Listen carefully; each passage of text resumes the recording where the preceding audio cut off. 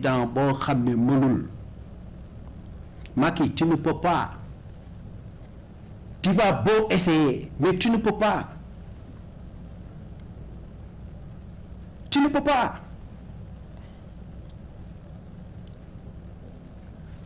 su may dugg ci conférence bi ci boppam naka la ñuy mën a jëlee Alassane Ouattara ak Macky Sall boole leen sur un débat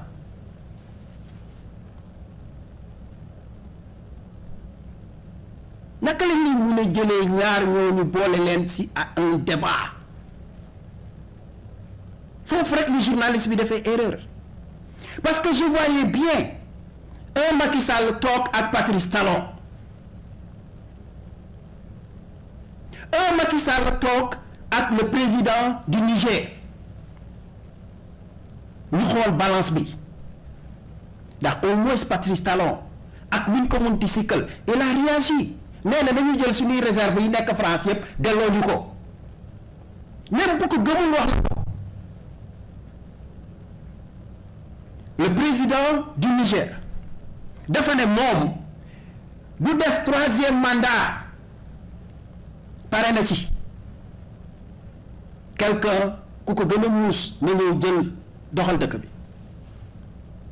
ñooñu la ñu waroon booleel Macky Sall ci plateau bi su boobaa ngeen comprendre ne kii mënul dem pourquoi ma ne mënul dem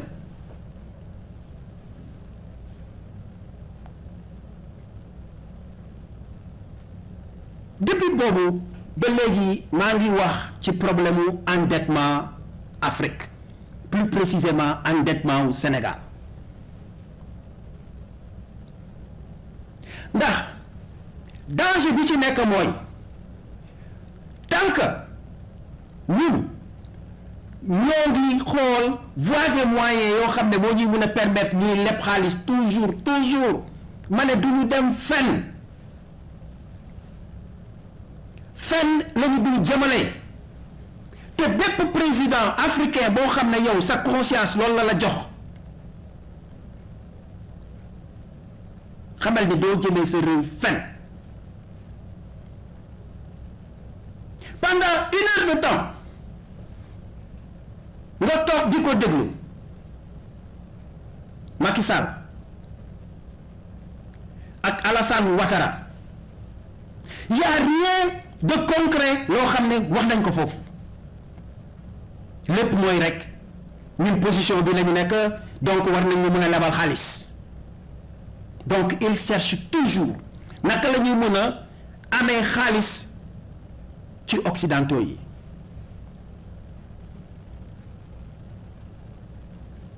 ndax ku lay jox toujours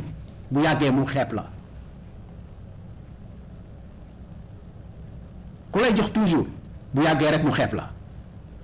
te booy nangu toujours aussi di nga dem ba à un moment dootoo gëm sa bopp da ngay doon nit koo xam ne da ngay éphémère dara doo ko mënal sa dëkk et c'est ce qui s'est arrivé moo tax ñuy créer ay colloques di créer ay séminaires pour essayer convaincre ces bailleurs de fonds là pour ñu mun leen jox xaalis bu bëri donc c'est vraiment dommage.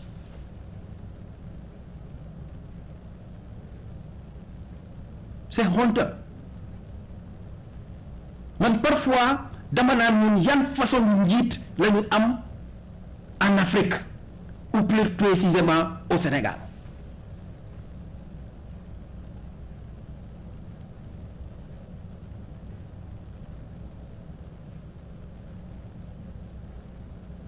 ndax tout le temps il pense que boo waxee rek ñu ne infrastructure ba ci waa ji sax nee na bu ñu amul infrastructure naka la ñuy mën a transférer cacao bi pour yóbbu ko dugg na fi génn na fi non non non non non non y a des fléaux yoo xam ne ñoo gën a am importance néew ma infrastructure baaxul de mais dafa am fléaux yoo xam ne ñoo gën a am importance mais duñ ko xalaat. Tout ce qu'ils disent mooy naka la ñuy mën a def rek pour mun a am xaalis boo xam ne bu ñu ko lebee ñoom danañ ci mën a sàkk loo xam ne danañ ko def seen poche fàtte population yi ndax ba ñu dalee lépp ba léegi depuis 1960 jusqu'à présent bu ñu mënul defar suñu dëkk yi ñu xam ne lépp du defar dara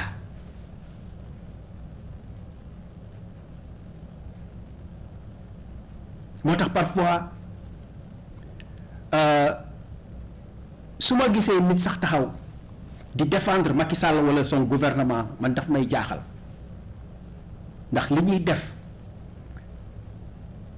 c'est très grave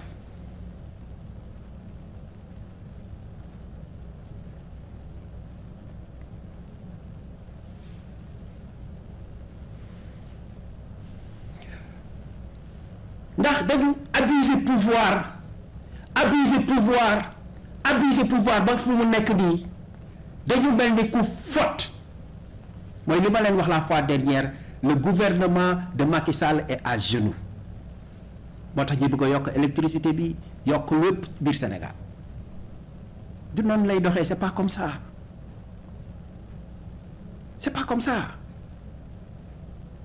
ndax tous ces projets imaginaires yi nga xam ne ñu ngi koy créer en Afrique plus précisément au Sénégal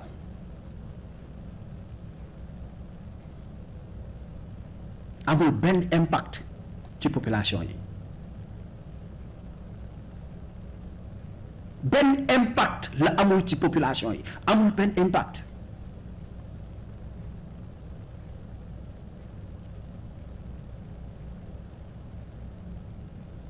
te ci lay profité mu dugg ci point boo xam ne parfois sénégalais yi duñ ci bàyyi xel te lu mat a bàyyi xel la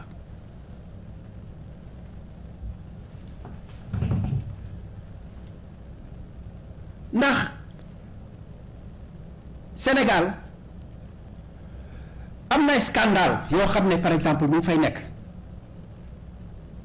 ñun au moment bi nga xam ne ñoo ngi toog di jooy hôpital yoo xam ne amuñu équipement yu baax hôpital yoo xam ne dafa mel ni sax buñ ci la ci entrée yaa ngi toog di xaar bés bi nga xam ne yow si la lay yàlla di jël si ndax doo am espoir ci nekkam bi nga xam ne yaa ngi ko nekk foofu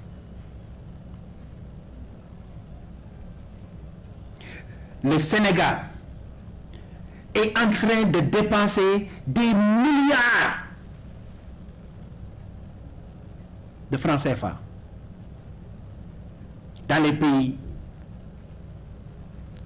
européens, dans les pays du Maghreb, ne serait-ce que pour soigner ñi nga xam ne ñu ngi liggéey ci gouvernement bi c'est des milliards la ñuy dépenser te milliards yooyu fu muy jógee fan lay jógee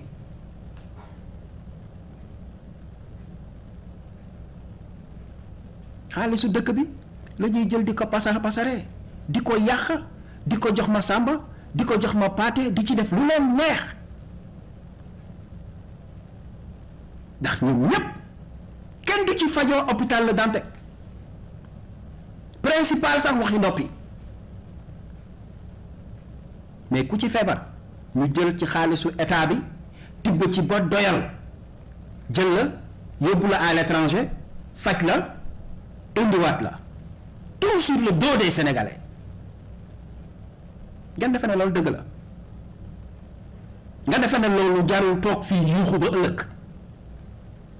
nga defe ne loolu jarul toog fii di informer Sénégalais yi ba ëllëg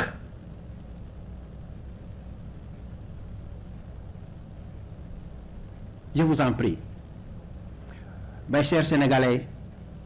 defe naa dafa jot ñu éveiller bu baax a baax les consciences parce que lii mënul continuer ça ne peut pas continuer yàq bi dafa bëri ndax regarde tous ces milliards yu ñuy jël au dos des sénégalais dem di ko investir si yeneen sénégalais yoo xam ne dañu am salaire dañu am auto de service dañu am villa du ñu fay courant du ñu fay ndox du ñu fay dara ba pare rax ci dolli ñu jëlaat xaalis bi yépp tegal leen ko te loolu yépp c'est sur le dos des sénégalais ñu ne kenn warul wax personne ne doit rien dire mais c'est grave c'est très grave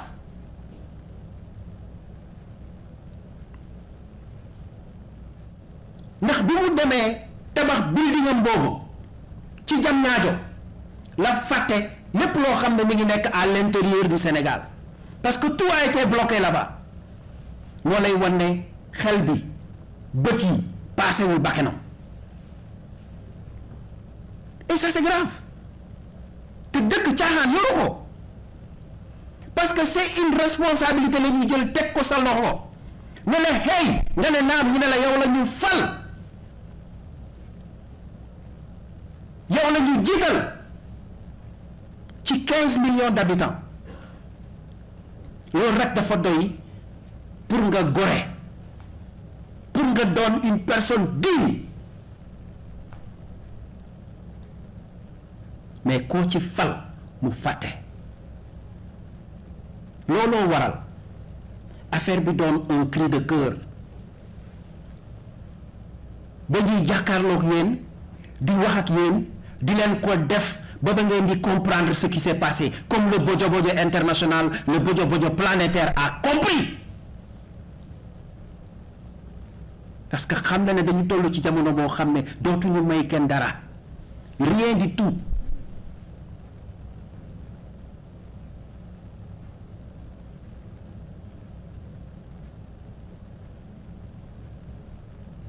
parce que vous ne réfléchissez pas bu fekkoon da ngeen di xalaat di ngeen xam ne suñu dëkk yi am na des ressources yoo xam ne buñ ko jëlee utiliser ko comme il le faut on n'a plus besoin de prendre crédit dootuñu leb kenn même bu ñuy leb c'est peut-être pour compléter mais duñu leb mukk à 100%. ndax les Européens ñoom dañu fatigué boo dégloo la dame de la FMI bu toogoon foofu sax ñoom dañu sonn ci yéen dañ leen jéppi parce que lépp loo leen wax rek yaa ngeen di dóor marto ah tubaab yi ay dof lañu il faut ñu dem jëlati xaalis jël ko def ko suñu biir jaarale ko fii ak fii def ci lu leen neex mais come on ça ne peut pas continuer comme ça te yenn yi conscience la il faut être conscient il faut être conscient mais boo nekkee njiitu dëkk li nga war a njëkk a def mooy da ngay xool potentialité yi nga am sa biir dëkk si tu ne peux pas les identifier you better get out ndax balaa ngay def dara dans la vie da ngay xool la nga am ba pare nga xool naka nga koy yaxanalee comment tu dois travailler avec ce que tu as balaa ngay xalaat ba sàmba wala ma paate mais depuis 1960 lépp after lépp after lépp mais c'est quoi ça kooku fan ngay développer kon dañu bëgg ñu toog jusqu'à 3000 ans suñu sët yeeg sëtaat yi di lépp rek mais on pense même pas que war nañu mën a serrer la ceinture liggéey pour mun a jël suñu dëkk avancé ko mais come on c'est pas de la magie c'est pas de la magie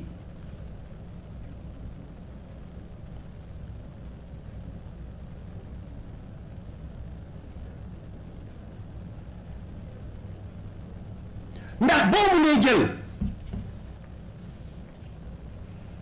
dëkk bu tuuti bu mel ni Sénégal institution bu nekk nga jox leen caisse noire en commençant par la présidence de la République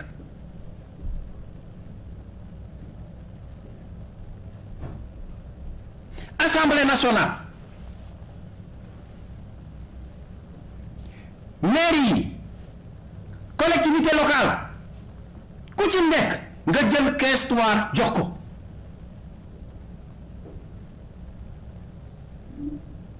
te ñu nga jël jox leen caisse noire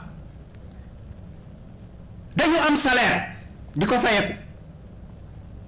comme ni ma ko waxee sànq ils ont tous les privilèges yoo xam ne waroon nañ ko sax limité nga jëlaat caisse noire jox leen ko ñu koy foowee loolu dina jëmal réew kanam caisse noire yooyu yëpp soo ko jëlee boole ko ñaata institution la mën a defar biir Sénégal ñaata hôpital lañ ci mën a defar biir Sénégal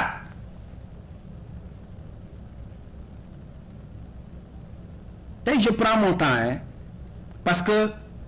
le débat devient de plus en plus sérieux ça devient de plus en plus sérieux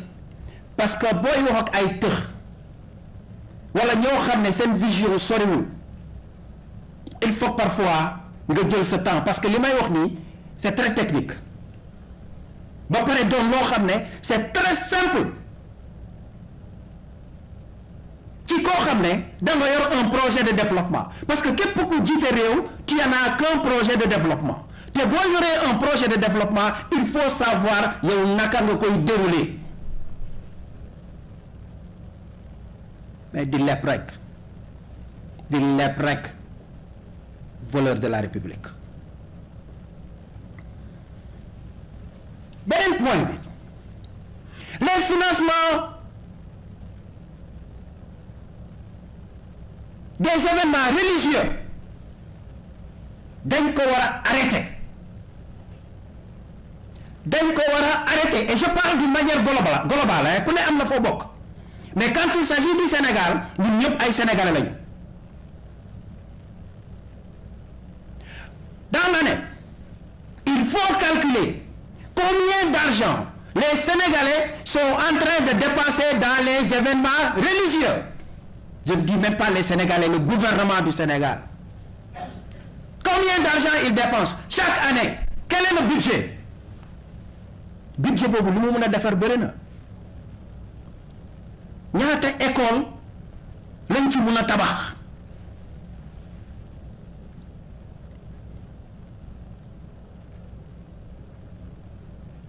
ñaata daara lañ ci mën a tabax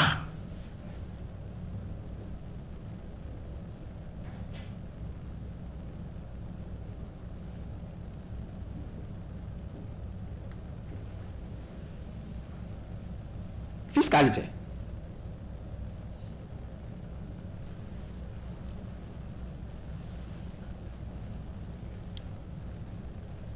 ndax dëkk boo ko jëlee organiser ko comme il le faut impôt yi di jaar yoon parce que mënoo jël golo di béy baabul di dundee parce que le bojo bojo international ne peut pas être là ne du fay ay taxes et bu fekkee ñoo ngi fay taxes ils n'ont qu'à montrer ça ou sinon on va continuer à les nu ma ko mën a waxee we gonna challenge them until the day they're gonna show us hey le groupe du bojo bojo international voilà les taxes qu'on a payé from fii ba fii parenthèse la woon mais impôts yi dañ koy organiser waaye pas gone di béy baabul di dundee déedéet ñépp ko war a fay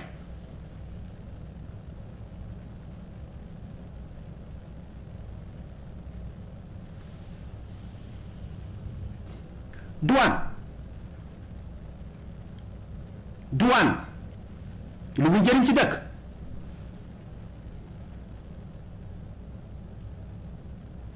jarul ma ci sori port autonome de Dakar lu muy jëriñ ndax ñun bu ñu jëlee conteneur jëlee ko États-Unis di ko yóbbu ba Sénégal on doit payer au moins 3 millions de francs combien de personnes ñooy def lu mel noonu c'est un exemple, des exemples terre à terre que je donne parce que je veux que même ki nga xam ne yaa ngi toog seen deux mën a comprendre au juste man sama raisonnement fi ma jëm.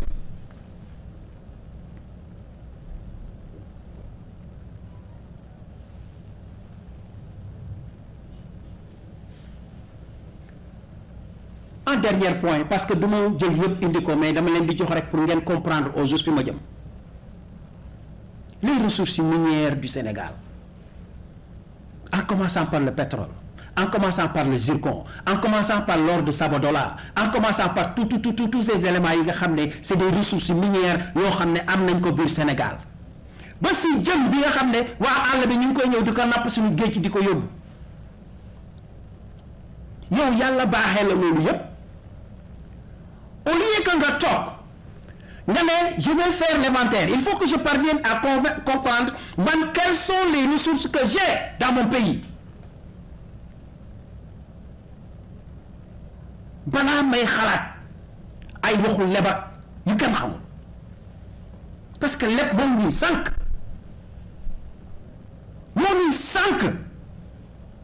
parce que mënuñu continuer à tout instant di tàllal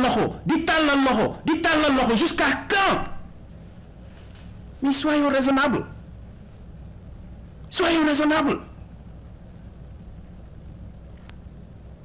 li ma fi wax nii yëpp tey suñ ko jëloon organiser ko en commençant par les caisses noires financement des cérémonies religieuses organiser impôt yeeg yooyu yëpp suñ ko defoon tey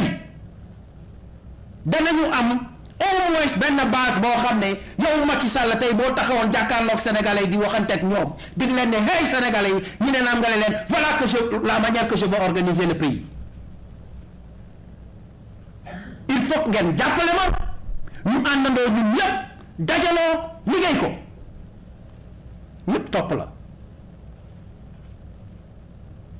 booy def boo nekkee un acteur de développement da ngay am base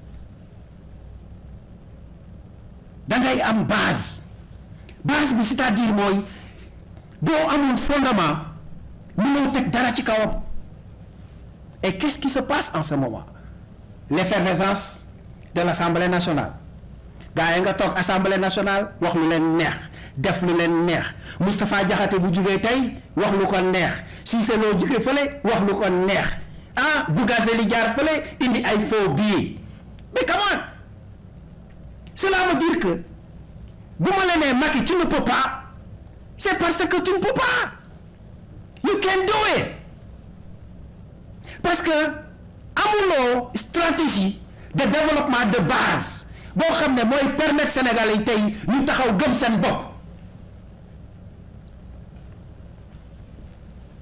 ndax lépp lu may wax rek I will back it up lépp lu may wax rek dafa am fu ma ko teg parce que boo ñëwoon gérer le Sénégal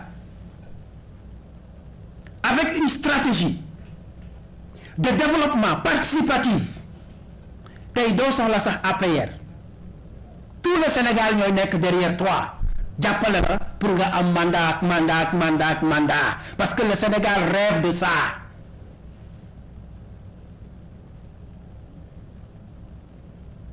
te du lu jafe mais bu fekkee amuloo kuy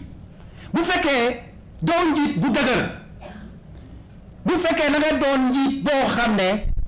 même ñi ngay fal sax doo leen seetlu parce que boo jugee dem jël un bojo international un bojo planétaire di ko fal ministre foofu nga juumee foofu nga descendre sa bopp foofu nga nekk lu tulee le Macky Sall qu'on pensait qu'on rêvait fa nga daanoo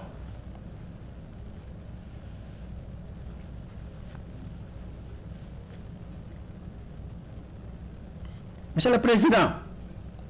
l'heure a sonné.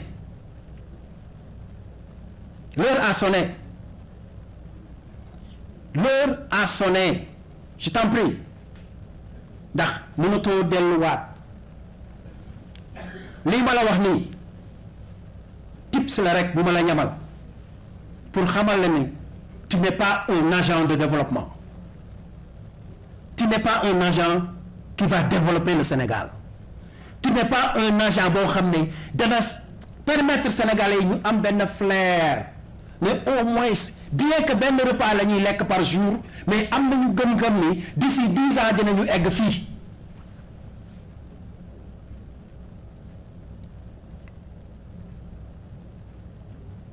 C'est là où est le problème. Donc, pour me résumer,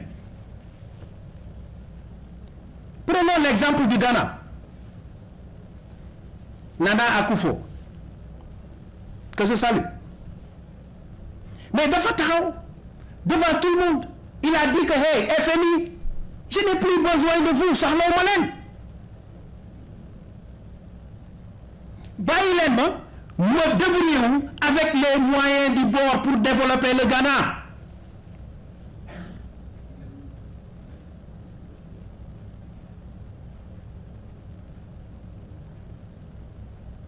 Avec les moyens du bord, je vais développer mon pays. Mais non, là. Parce que dans le monde à calculer, il y a un président. Mais dans le calculer, c'est ce qui est dans 30 ans. Il faut les préparer.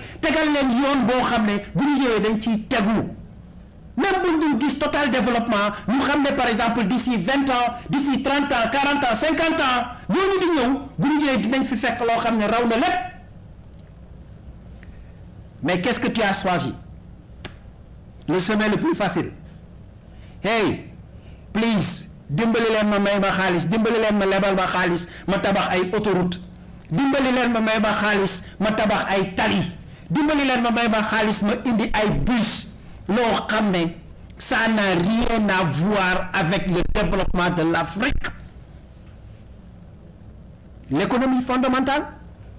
Quand on parle de l'économie fondamentale, tu sais c'est quoi? C'est le repas de midi. C'est le repas de midi. Moi, je préfère qu'au Sénégal, famille bu yeewu mën na am loo dundee mën na am loo añee que ma taxaw di leen tegal ay projet yoo xam ne c'est vraiment dans l'abstraction ba pare sama population di xiif Macky soo mënul ñëwal ñu jàngal la ndax ñooñu la wër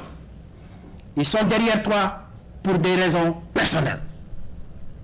C'est pour cela que je dis qu'un gouvernement de dollars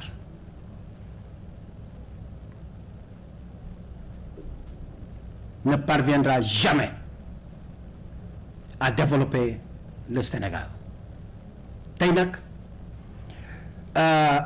j'ai beaucoup crié sur la dette yuuxu naa ci trop wax naa ci lu nekk koroog sax wax naa bay bëgg a naaw mais tey dama ne il faut ma toog posé wu expliquer Sénégalais yi expliquer Africains yi parce que cette émission là je pense que Yves Kenao va faire cette émission en français dana ko def en français Serge Niawa dina ko indi dans le grand débat de Tempo Afrique TV xamal leen les fondamentales yi nga xam ne mooy tax dëkk mun a évoluer mooy tax dëkk mun a progresser wu mais tant que ñi ngi continuer dans ce domaine tant que li nga xam ne ñu ngi koy gérer dëkk yi di organiser ay colloques ak yu kenn comprendre ce n'est que des théories gis nga Macky Sall boo ko laajee ne ko débat bi nga defoon barke Demba yaag Alassane Ouattara ak fàtte nañ ko et qu'est-ce qui s'est passé dépensé nañ ci xaalis boo xam ne tey au moins mënoon nañ ci tabax 5 écoles donc il faut que ñu delloowaat suñu idéologie il faut que ñu xam ne pour que l'Afrique plus précisément le Sénégal mën a développer wu ces éléments fondamentaux yi nga xam ne jot naa ko énumérer il faut que ñu xoolaat ko segg ko tame ko bu baax a baax a baax a baax pour que Sénégal mën a jëm kanam même bu dul tey sax ñu am l'espoir que Sénégal tey dem ci kanam comme donc en ces mots je vais vous quitter di leen xamal ne la semaine prochaine danañu ñëwaat ak des sujets yoo xam ne très bouillants parce que tey il fallait que je me pose il faut que je me relaxe pour pouvoir expliquer posément li nga xam ne moo nekk suma xol parce que je l'ai fait pour eux et Inch'Allah bu neexee yàlla samedi dinañu ñëwaat ci d'autres sujets d'autres actualités yoo xam ne dinañ ci dugg. Maintenant pour conclure, je lance un appel dégg naa ni le 13 dana am benn marche bu gars yi di organiser Sénégal, je ne sais pas fippu xaw ma nu ñu ko tuddee, mais ce que j'ai à vous dire, bu fekkee da ngeen di marche nar a taxaw obélisque yor ay micro di yuuxu, il faut pas le faire parce que stratégie boobu doxul rassembler les gens ngeen dox jël seen itinéraire dox ko ba fa ngeen bëgg a egg ngeen egg fa, bu jaree ngeen egg ba palais, il faut y aller. Mais boo leen toogee obélisque da ngeen di taxaw foofu def seeni micro def seeni tente yuuxu ba pare boo leen pare ñu ne leen ñibbi leen ngeen ñibbi ñoom ñu ñëw nettoyer foofu, on oublie. Stratégie boo koy def da nga koy teg fu wóor, et Guy Marius Sagna a montré le chemin. Prenez la corniche, prenez l'avenue Lamine Gueye, prenez n'importe quelle route, mais que personne ne vous arrête. Il faut y aller pacifiquement aussi. Ba àddina yëpp xam ne yaa ngeen di riposter li ngeen di riposter waaye jël seen oto boobu yor seeni micro di yuuxu, ça je ne suis pas du tout avec. C'est pas une bonne stratégie. Donc soo leen bëggee mbir yi faju, il faut y aller, mais avec beaucoup de courage. En ces mots, je vais vous quitter ba samedi prochain Inch'Allah. dellu si waat ak jàmm waxtaan ak yéen, maa ngi leen di nuyu yéen ñëpp, taf leen ci sama xol bi, jërëjëf.